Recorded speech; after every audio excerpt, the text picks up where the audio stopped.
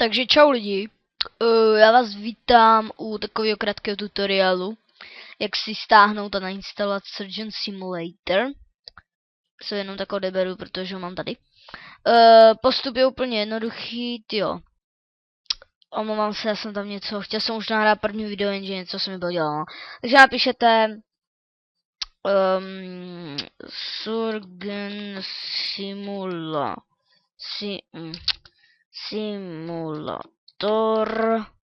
Surgeon Simulator oficiál web, asi tak nějak. Nevím, já ani nevím, kde se to hledá. Jo, tady myslím, tady, kde to je? Ne, no tady to můžete hrát zadarmo, ale když to chcete mít v počítači, tak tady. Jak to musíte mít? Ano, přesně na této stránce naleznete video, jak to vypadá. Je to Surgeon Simulator 2013, to budu natáčet video, je to transplantace srdce. Tady vidíte tým a tady si hnedka můžete stáhnout ten simulátor. Takže až to stáhnete, tak to dáte na plochu.